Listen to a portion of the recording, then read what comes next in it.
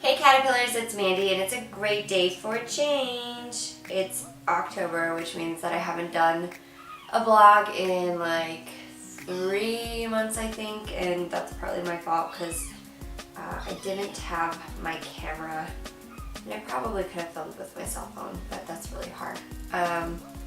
So anyways, we're back. It's October, it's fall, the leaves are gorgeous. I have a kitten, a very cute kitten that's feeling kind of feisty this morning, and yeah, things are way different than they were this summer. So but I just wanted to do like a chatty catch up, what have you been up to, how are things going kind of video, and show you some pictures from my recent trip back home. So a lot of you know I've been living in California for the last year, but I am from Colorado. And oh my god, the kitten is going behind the stove! Kim went behind the stove. I had to go rescue her. Don't worry, she's alive. So I've been living in California for the last year, but I am from Colorado and I don't get to go home very often. But this particular trip was super special because a couple of my friends surprised me with plane tickets. And the reason why they did that is because October 13th is the anniversary when my mom passed away. And I try really not to dwell on those things, but it's a really important date to me. So they surprised me with plane tickets so that I could go home rather than stay in California. On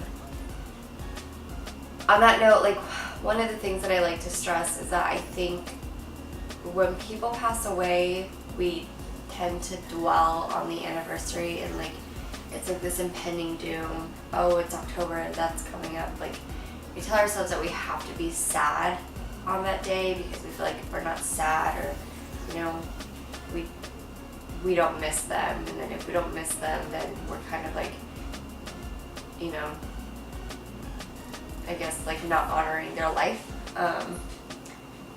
And that's kind of one of the things that I really struggled with in the beginning. She passed away 7 years ago, and I really struggled with you know, feeling like I had to be sad. Like, as time goes on, it does get easier, and you know, October comes around and I don't sit there and cry on October 13th anymore.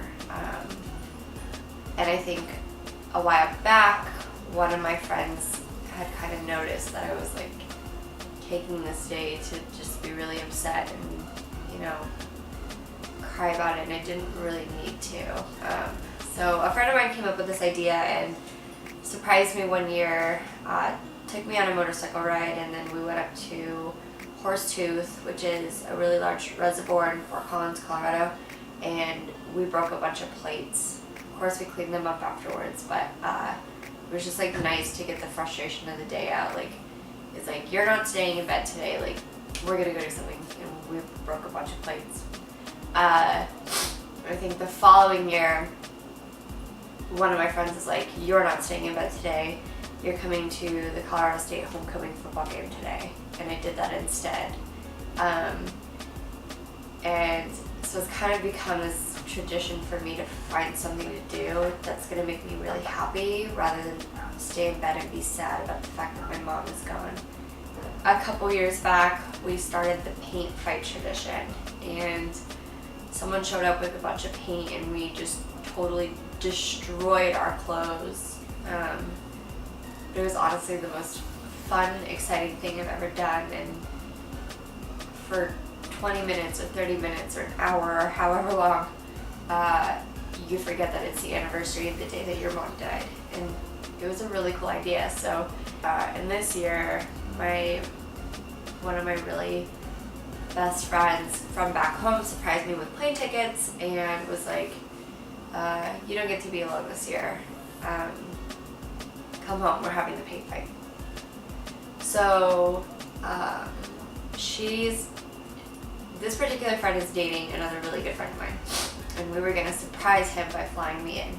And of course, he ruined the whole damn thing because he totally figured it out. He always figures out surprises. He's like the worst person on the planet to surprise. So we had to like come up with a new plan, and in the end we convinced him. I live in Southern California, so the traffic is already horrible. We convinced him that I missed my flight and I just wasn't coming, and I was upset because, you know, it's the anniversary and we have to do the paint fight, and he was upset because, you know, his best friend should be in town and we don't get to do it anymore. And so it was just really funny, but like also trying to like stay in contact with him while I'm on the plane for 2 hours. Like the timing just had to be perfect, and it was just awesome. So then the next day, he had no idea I was in town. He ruined the damn surprise because he figured it out, and at the end of the day, the timing had to be perfect. I had to like tell him, oh, sorry, still in traffic, but then at the same time still like be on the plane and like text him back in a timely manner so he wasn't suspicious, and it was just a lot of really hard work. Okay, so the following day, that night I landed in Colorado at midnight, and then I had a different friend pick me up, stayed the night at their house. The next morning met up with Amber, and her and I like played it out. We, you know, we're still texting each other even though we were hanging out, saying like, oh, I'm sorry you missed your flight, and yeah, I really wish I could have made it. The whole time Sean is at work, and we surprise him at work and tell him, okay, we're driving up to Fort Collins. Fort Collins from Denver used to be an hour-long drive. Now with traffic is like an hour and a half. It's still a far drive for a Thursday, and we're like, okay, we're going to Fort Collins tonight. Why are we going to Fort Collins? First of all, why are you here? I thought you missed your plane. Why are we going to Fort Collins? Oh, we're going to Fort Collins for no reason. And then met a couple of friends on the CSU campus, and like from there it was just splatters and running around and, you know, being totally crazy, but it was worth it. It was so worth it. And, you know, for anyone who is struggling or, you know, going through a death in the family, or maybe you have an anniversary, I hope this is something you can relate to. It's hard. It's really hard to continue living when someone you really care about is gone, and it makes me tear up every single time. But life goes on, and you still have a life. You should absolutely live it. And I think having the paint fight for me reminds me of that. I think it's important for everybody to remember that even when it's hard, it's okay to live your life, and it's okay to be happy. And I know what it's like to suffer from depression and anxiety, and, you know, I get it. I get that, you know, some days you just can't get out of bed. It's okay, have those days, absolutely, but celebrate your life too, dude. Just live it while you're here. So anyways, I hope you guys enjoyed this video.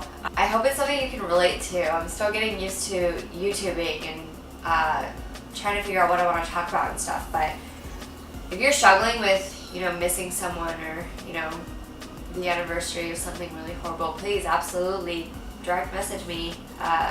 Something that I really relate to, and you shouldn't have to be alone for something like that. So anyways, I hope you enjoyed this. I will probably be doing a video again in the next couple of days. Taylor and I are going to get things back up and running. Maybe someday I'll have a real YouTube career. But in the meantime, stay beautiful. Remember, change is okay.